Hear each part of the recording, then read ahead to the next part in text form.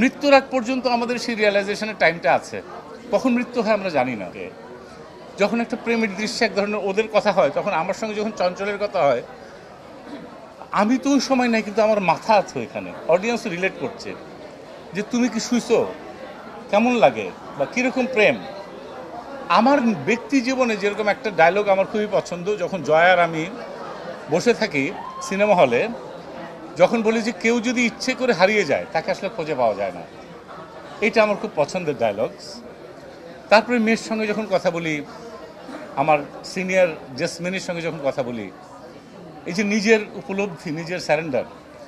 আসলে আমরা প্রত্যেকটা মানুষই জাহাঙ্গীর, আমাদের প্রত্যেকটা মানুষের ভিতরে হিরোইজম আছে, প্রত্যেকটা মানুষের ভিতরে ভিলেন আছে।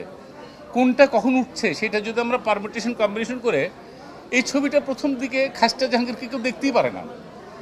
আমার বিশ্বাস পরের দিকে খাস্টা জাহাঙ্গীরের জন্য মায়া লাগে। কেন লাগে? সে রিয়েলাইজ করে। মৃত্যুর আগ পর্যন্ত আমাদের সেই রিয়েলাইজেশনের টাইমটা আছে। কখন মৃত্যু হয় আমরা জানি না। অ্যাজ এ হিউম্যান বিং হিসেবে অলমাইটি গড আমাদের একটা সুযোগ দিয়েছেন। এই যদি আমরা রিয়েলাইজ করতে পারি, আজকে যারা আমরা খাস্টা, কালকে আমরা ভালো হয়ে যাবো, এটুকু বলতে পারি।